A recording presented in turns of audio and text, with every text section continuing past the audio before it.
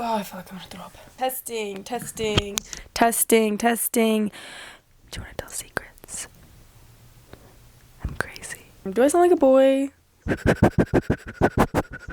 Should I do ASMR now? You know that scene from, I don't know why I'm holding this. Let me put this down. I can't think straight. Okay. You know how, so to prep myself to like film, sometimes it's like a process. Sometimes I can't even get in the mood to film. So like I'll try to film a video and it'll be crap. If you've ever done like any YouTube videos, you know what I'm talking about. It's hard to get in the mood to want to talk, but so like my prepping to like get into the mood to be in the mood to be in the video is kind of similar to, have you seen The Place Beyond the Pines? You did it, man! You did it! Yeah, so my process is kind of similar. It's just more like, ah! So, oh, I didn't even say who I am. Hi! Everyone's already clicked away. For those of you who are new here, my name is Amanda Ray. I was born and raised in a polygamous cult known as The Order. My dad has 3 wives. First wife is my mom's sister. The third wife is his half-sister.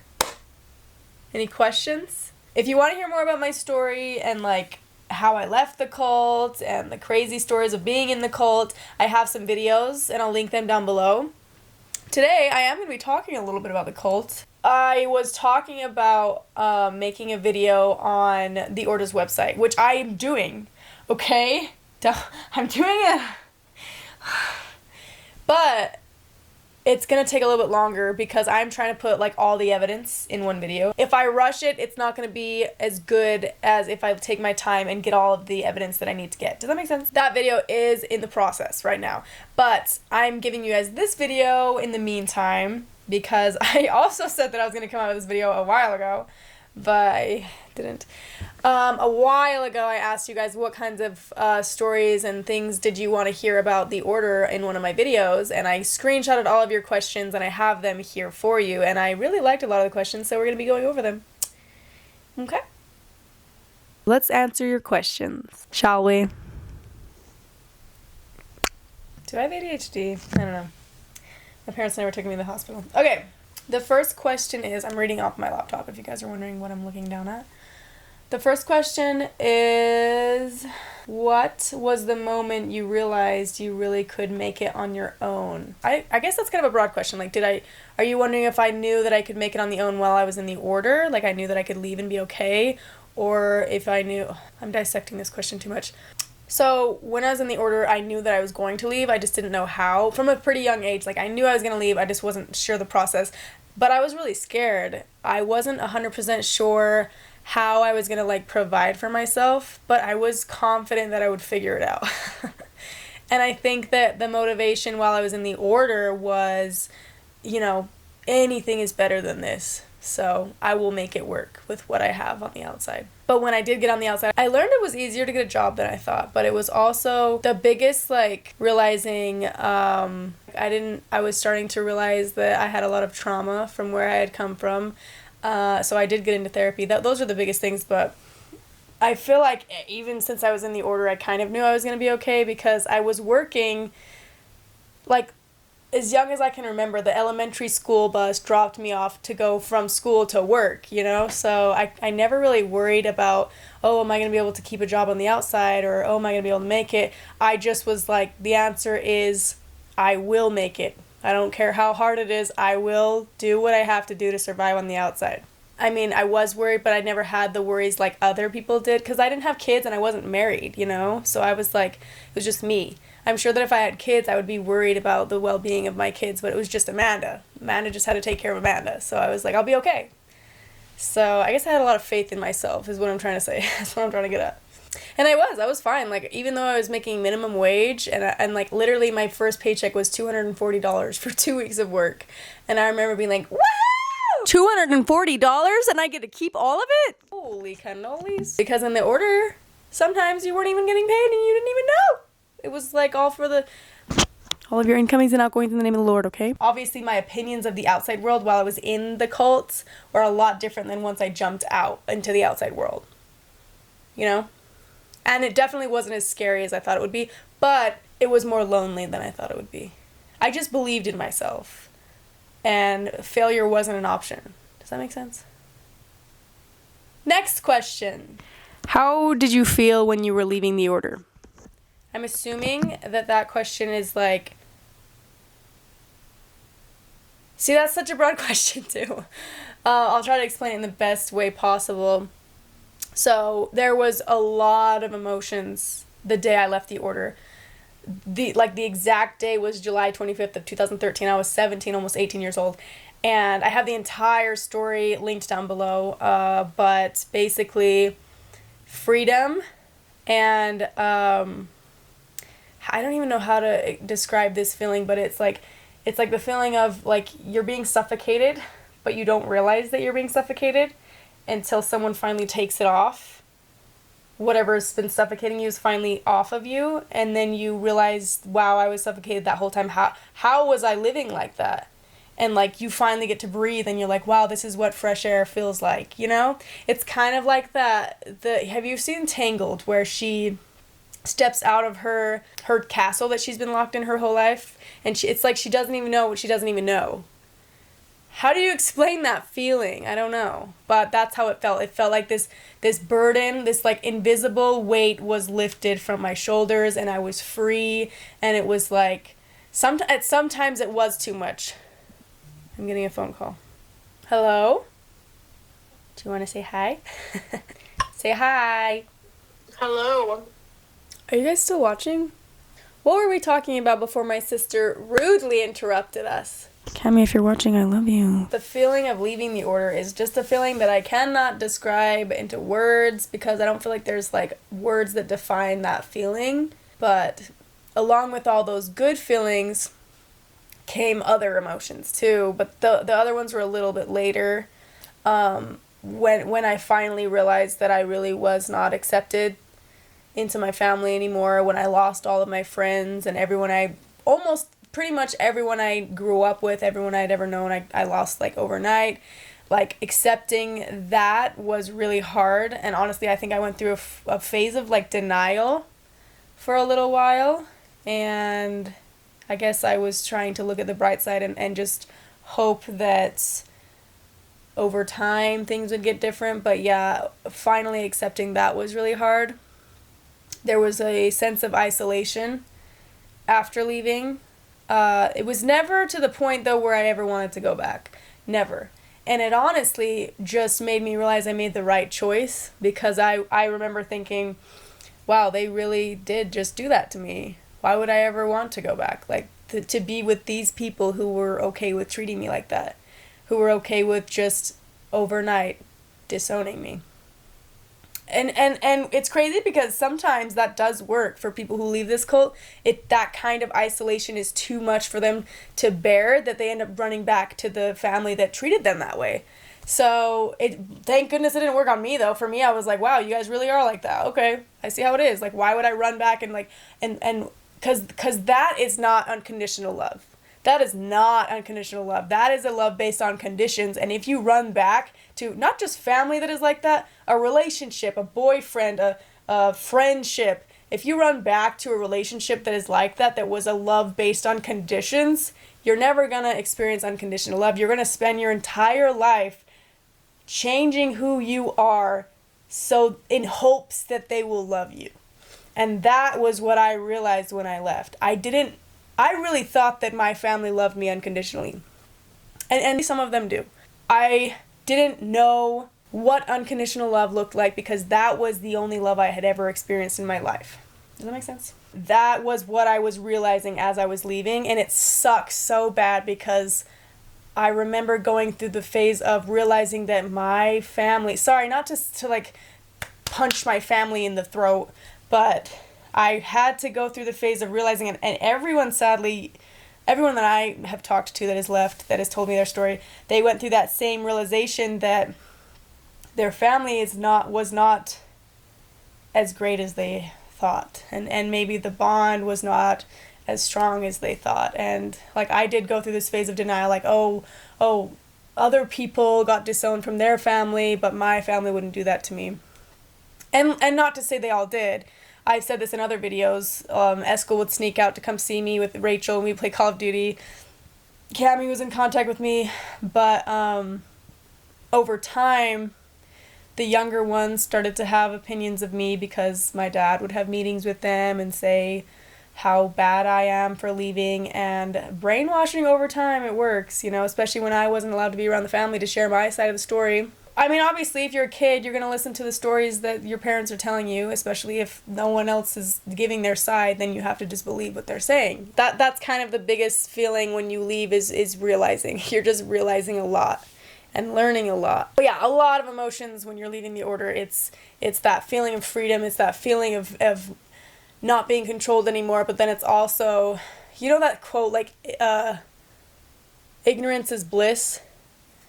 I finally understood that quote when I left, because if you only have one family or one relationship or one cult that you're in your whole life, you've never experienced anything else, you don't know any better, then you can think that this is the best this is the best thing in the world, right? Because you're ignorant to anything else. You don't know what's on outside of your whole world right here. And then when you get out and you realize, wow, I thought that was being treated good, I thought that was unconditional love. It's like saddens you in a weird way. I hope I'm making sense. Should I just shut up? All the feelings I felt at that time, there were so many emotions, but those are the main ones that I want to talk about, and maybe I'll make a whole video on that. It's a lot of realizing. I'm sure everyone leaving a cult goes through that form of like realizing, and you're not ignorant anymore, and you're soaking up all of this new information, and it's a lot. In the process, you learn who you are, because you don't have to do what the cult says. Like, you finally you go through this point where you're like, oh, this was cult Amanda, and who is this real Amanda? I get to find out who she is, but that's also hard, because you're like, why am I doing this now? Is it because I was raised in a cult, or do I actually believe this? It's such a weird feeling, and sometimes it can be scary, because you're like, who am I? I hope that answered your question. Did it make you more confused? It made me confused. Who am I? Next question. Oh, this isn't really a question. Someone said, tell us funny stories about growing up. Let's tell one that's not traumatizing. Oh, okay, so I think I've said this story on my Patreon. If you're not following my Patreon, I'll leave the link in my description box down below. When I was in the order and I was a teenager, I was pretty good friends with one of Daniel's daughters, and she loved to sneak out and go toilet papering. So her and I worked at Ensign. We were TAs, teacher's assistants. I was 16. I'm not taking credit for this. This was her idea. She was like, because I was like, what are we going to do? Like, buy a bunch of toilet paper? And if I take my parents' toilet paper, they're going to know, because they know that I like the toilet paper. So she was like, I have an idea. Let's go to the janitor closet where they keep all the toilet paper for the school, and let's just take it. So we go over there as two teacher's assistants I think it was when there was lunchtime, when everyone was like out of the classrooms and not by the janitor's closet. We went over with garbage bags and put all of the toilet paper into the garbage bags. And then, I don't know how we didn't get caught, but we didn't. We took that toilet paper and decided to go toilet papering that night. And we decided that we were going to toilet paper this boy's house that I had a crush on. And we're like, okay, we're going to meet at this time. I'll come pick you up. I had the car, so I'm like, I'm going to come pick you up. Be ready at your house at this time. So I'm like waiting up in bed for everyone in my house to go to sleep. And then as soon as I think it was like midnight. Midnight was like the time for Amanda to immerse. I got out of bed and I went upstairs and I started looking for the keys, and I couldn't find the keys to the car. And I was like shocked, because they're usually in one spot. I go back downstairs and I just remember walking down the stairs, and the boys' rooms were in the right. So like all of like Eskel on down of the boys was downstairs to the right. And I just remember as I was walking down the stairs, Eskel pops his head out and he has the keys to the car. And I was like, I assumed that he was like upset with me that I wanted to sneak out, but when I hear his side of the story later on, it was actually just because he wanted to be a part of things. But he holds the keys and he's like, are you looking for these? And I was like, yeah, thank you. And he literally goes, I'll give them to you. but you have to promise you'll let me go with you. I just remember thinking, okay, I have to or he's gonna tattle on me. But I don't know why I was thinking that, because Eskel never tattled on me. He always would have my back. So I was like, fine, you can come with. And so he hops in the car. And Rachel, I don't even know how Rachel got involved, but Rachel came. This is her first time toilet papering too.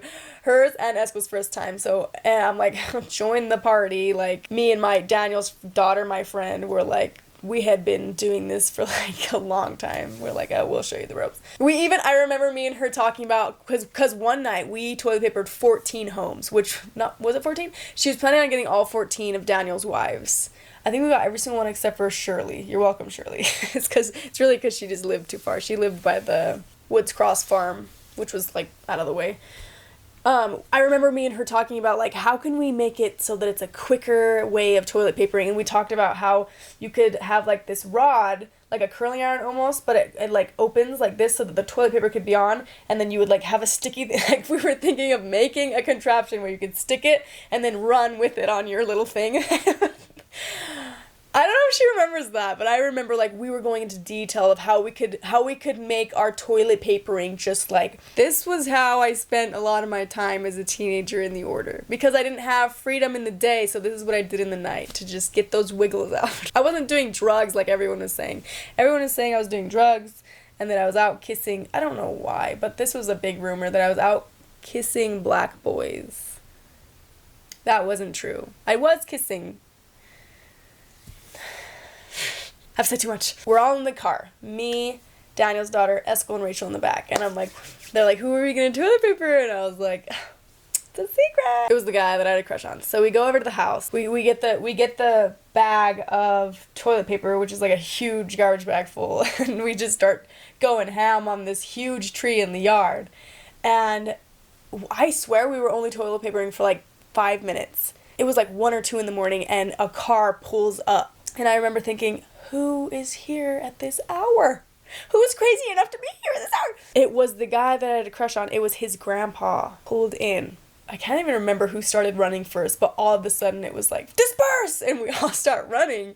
And there was this fence that separated this yard from the neighbor's yard. It was a chain link fence. And I'm like trying to climb the fence. And Daniel's daughter is literally, I have never seen someone do this in my entire life. She grabbed the top of the fence, she like ran, got like a running start, grabbed the top of the fence and did a front flip over the fence. And I remember I was like straddling the chain link fence. I was like straddling it and I watched her do the flip over. No, as I'm straddling it, she does the front flip over the fence. And I'm like trying to get over without falling or ripping my pants. And then I see Eskel walk up to the fence that I'm struggling on top of, and he just opens the gate. Apparently there was a gate. He opens it and walks through, and I'm sitting there, and I just start laughing because I'm like, I'm an idiot. Like, Eskel just walks over as I'm struggling to get over it, like, and as Daniel's daughter does a front flip over the fence, like. Anyway, I get over the fence and I realize Rachel's nowhere to be seen. I shouldn't have been laughing because I think that made Rachel think that the coast was clear, because apparently Rachel didn't get to the fence fast enough and she went into the you know how there's like window wells? She went into a window well and she was like hiding, and I guess when she heard me laughing, because I remember she told me this part of the story, she heard me laughing, so she thought that everything was fine, so she hops up. And the guy's grandpa grabs her as soon as she hops up. He, like, grabs her arm and, like, drags her into the house. And, no, he didn't. Hello? Sorry, my camera, it, like, turns off when it hits 30 minutes. Is that gonna bother you guys? Let's hope not. Okay, so he grabs her, Rachel, by the arm. She's like, ah!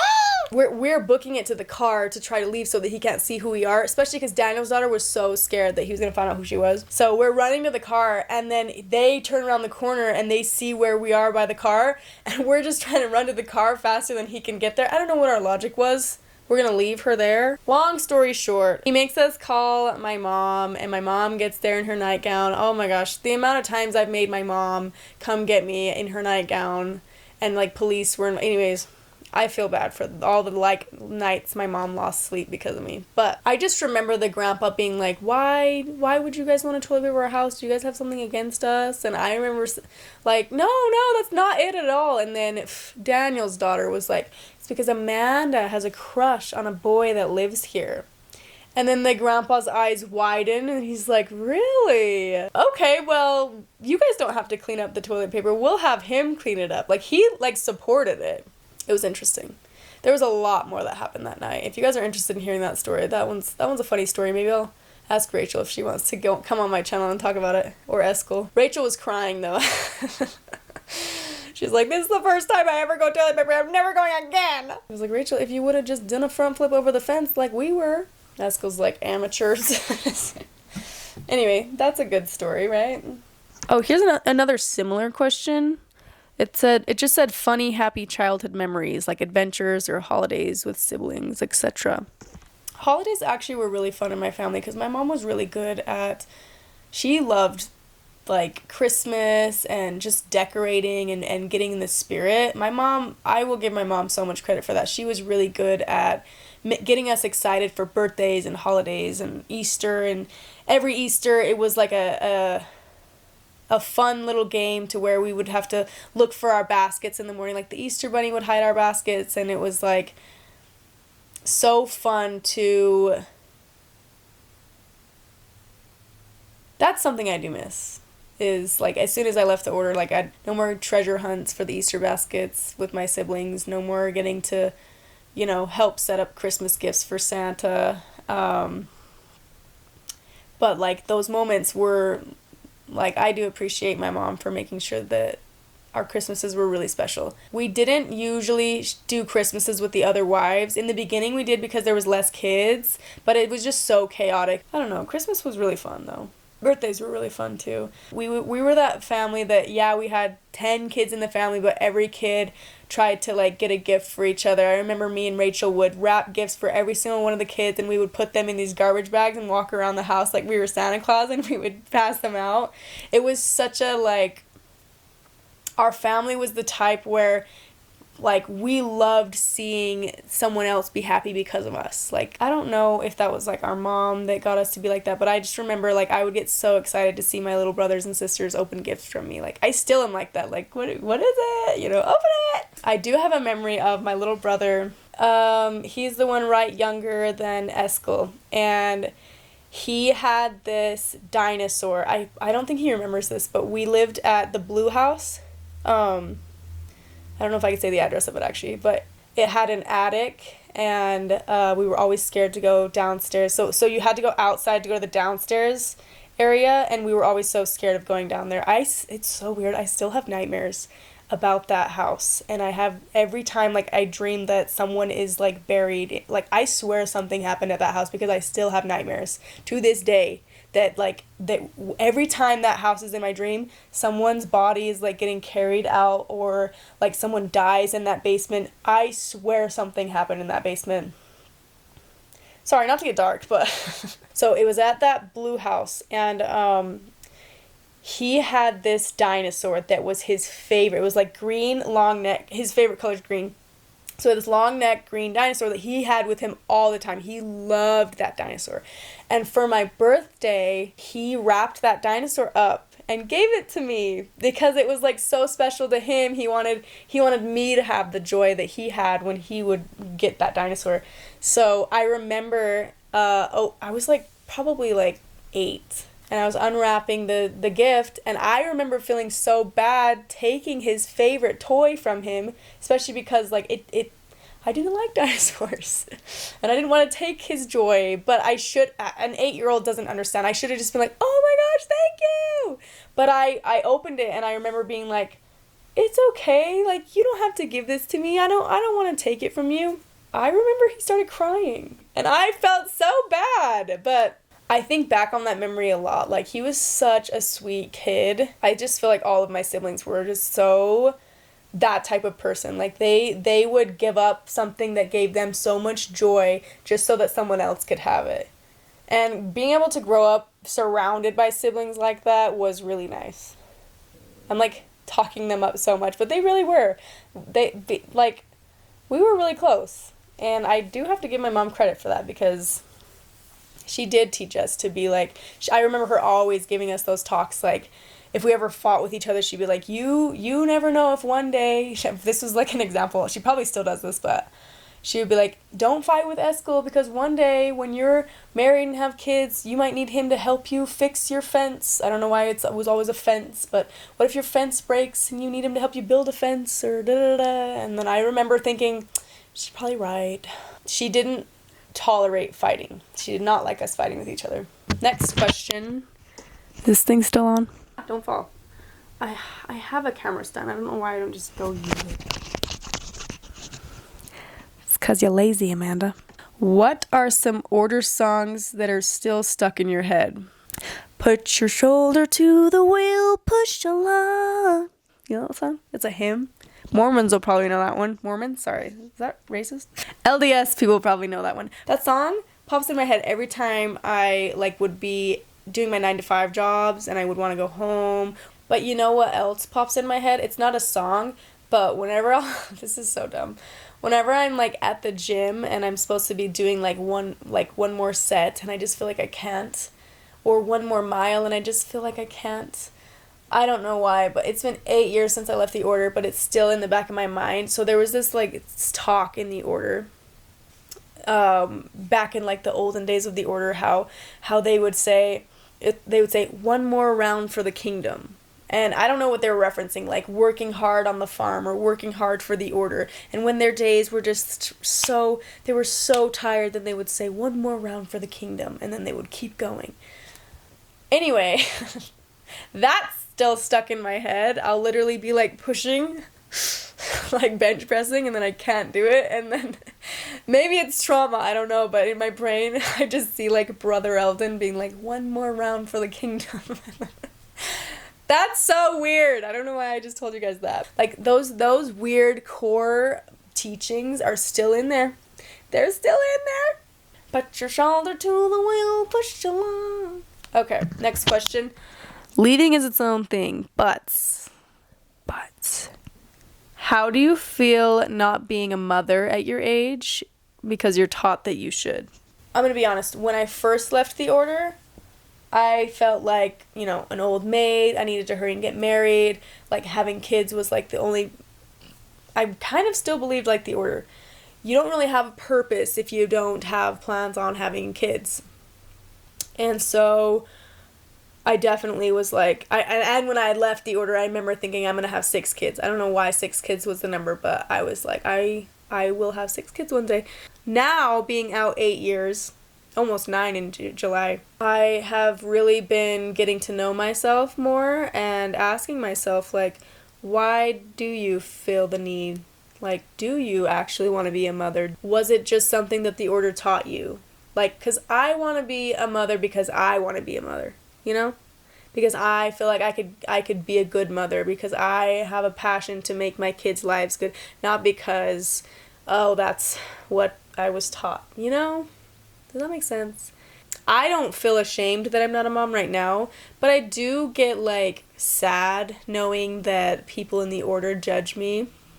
And they say I'm selfish because I'm 26 and I don't have kids. I mean, they would say stuff all the time. My dad would say, he literally would point to, I'm not good with car names, but the cars that are convertibles with only 2-seater sports cars. Is that what they're called? Sports cars? Little sporty cars? He would point to those and say, that's a selfish man's car.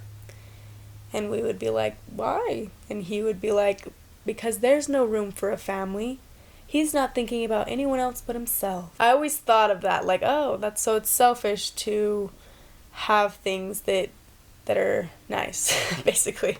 I would be lying if I said that those things don't still get to me. People think that I'm selfish because I don't have kids, and that just because I don't live the way that they believe in, then I'm terrible. So yeah, it does get to me because it's I do love them. Also, not that anyone in the order cares what my opinion is, but I think it is selfish to have so many kids and not know how to take care of them. It is selfish to have 15 kids and make all of your kids pay you rent before they're even an adult, it is selfish for you to have your kids owe you when you're the one that brought them here. You know? Why?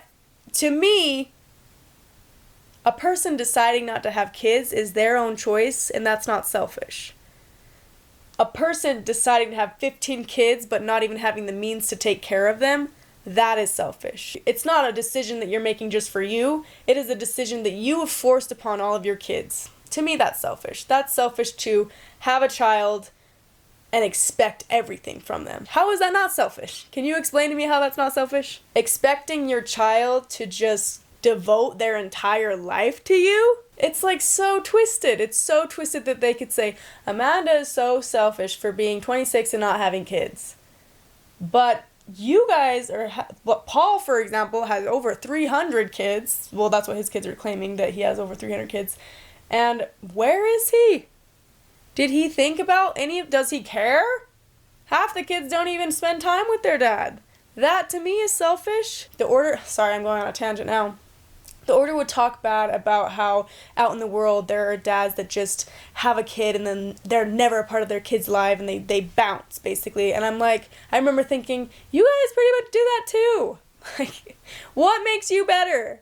You see your kid once a month? You don't pay for anything. You don't help them with their homework. You don't bond with them. You just tell them who to marry and then call other people selfish for not doing the same. Like, I would go crazy trying to understand their thought process because it is crazy. Obviously, it does bother me, their opinions, but I don't believe what they believe. I believe that if I have kids, my kids are going to have an amazing life. My kids are going to be better than I am because I'm going to give them a path that brings them to higher success than me. Whether that's spiritually, mentally, physically, I'm going to give them all the tools that they need. So if I have kids, they're going to actually have a good life. And I think that's how it should be. So, yeah, I don't think I'm being selfish. I think I'm thinking of the future. I think it's selfish to have kids and not know what the hell you're doing. Well, obviously, I think it's selfish to have kids and expect that your kids are going to just worship you. Like, that's pretty selfish. But who am I? Just a selfish girl who left the Order. I'm so selfish because I left the Order and decided I didn't want to be abused. Selfish! That's so selfish of you, Amanda, that you wanted to leave the Order and have a better life for yourself. You should have done what I wanted. You're selfish.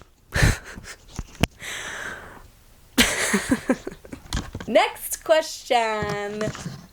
Do I look like Malfoy? That wasn't the question. I just think this hairdo. My mom would say when I was in the Order, me and Cammie would like try to do our hair like this because we wanted it out of our face. Like, it was the only hairdo we knew. And she would always say, you look like a darn skin rabbit. She hated when we would do our hair like that. So this is for you, Mommy. Because I'm selfish. Tell us some karma stories. Ooh! I have a good story. I actually posted this story on my TikTok. If you're not following my TikTok, you probably shouldn't. It's not even that great, but for my TikTok. So here's a really good karma story. One of Daniel's daughter told me this story, and I wonder if I could say who she is. You know, I'm just not going to say it just in case she doesn't want me to say who she is, but she told me this story a while ago, and I'm just going to tell this story to you guys now. So, we all know who Daniel is. He's pretty abusive. He was in jail for beating up his daughter because she wouldn't marry her uncle or didn't want to be... Stupid. He's very abusive. My friend is one of the older kids in her mom's family, and Daniel would come over, like, I don't know, what does he come over, like, once a month, because he has 14 wives? So, her mom was, like, pregnant, and they had a bunch of kids in the house, and there was this staircase that had no railing in the house. So, Daniel comes over, and her mom's like, Daniel, can you please help build a railing for this staircase? Because we don't want kids falling down the stairs, you know, we need a railing so that it's safer for all of your kids, Daniel, they're your kids. Selfish. He says... I don't even know what she said that he said, but basically he, like, brushed her off and didn't build the railing. She had asked him multiple times. He never built it, so there was no railing built for the staircase. I think like a month or so goes by, maybe a few months. I don't know. They don't really see Daniel that often, so I'm assuming it was a few months. He comes over, and he was really upset with my friend. I don't know what my friend did, but he was like pissed off at her. So he like starts charging over towards her, and she's at the top of the stairs. And I don't know if he like hit her or pushed her or was going to, but she like moved out of the way, and there was a little bit of a scuffle. There was a little bit of scuffy scuff, and there was a little bit of a scuffle. There was a scuffle, okay? He somehow ends up tripping and falling, trying to grab onto a railing as he's falling down the stairs. But as we remember earlier, there is no railing because he never built it. So there was no railing. There was no railing, but... Sorry, I'm having too much fun with this microphone. I'm probably going to hate it when I'm editing, but I keep touching it. So he, again, scuffle happens. He starts falling down the stairs and trying to grab on something. But there was no railing because he never built it. There was no railing. There was no railing. And my friend, I can just imagine, oh my gosh, I would pay money to see this. I can just imagine my friend and her mom staring down the stairwells as Daniel's just falling and falling and falling. And I just imagine, in my brain, this probably didn't happen, but in my brain, they're looking down that stairwell and they're smiling like this, like... And I also heard that he walks with a limp now because of that. I don't know if that's true, but in my brain... It is. For those of you that think I'm being rude, just Google Daniel Kingston and the things that he's done, okay? Also, if you're Daniel's kid, you're probably laughing because you know how Daniel is. If you are Daniel's kid, does he walk with a limp? Okay, I'll talk about a karma story on my dad. He was really upset at me because he found out that I was sneaking out with a boy, and so he took away my car. I'm taking away your privileges to be driving your car until you can learn. And I remember thinking, oh, here are the keys, baby. You take the car. And I remember asking, so who's gonna take the kids to school every day? You? Okay. Here you go. Have fun with that. And I remember being relieved that he took the car away. Because then I didn't have to be the parent anymore. Literally, you guys, like 3 days later, my dad gives me the keys back and he's like, did you learn your lesson? And I'm just like, did you?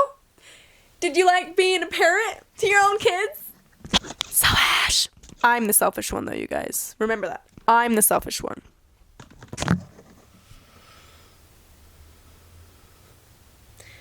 So, yeah, the karma is basically he tried to punish me by taking my car away, but it was actually a punishment to him. For those of you who didn't catch that. Because he had to actually take care of his kids and take them to school, and 3 days was too much for him. But again, I'm the selfish one. I'm not the one that had 30 bajillion kids and expected the other kids to take care of the kids because you can't even take care of the kids. But I'm the selfish one. Selfish. Put your shoulder to the wheel, push along. Oh yeah, if you guys don't know what song it is, it's this one.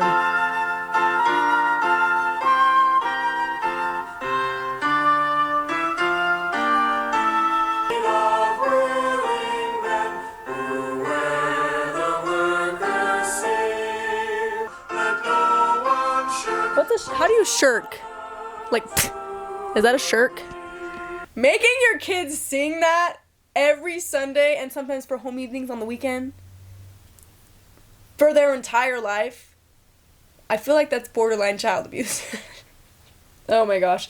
For me, especially because I had to sing it next to my dad who is tone deaf as hell. Selfish.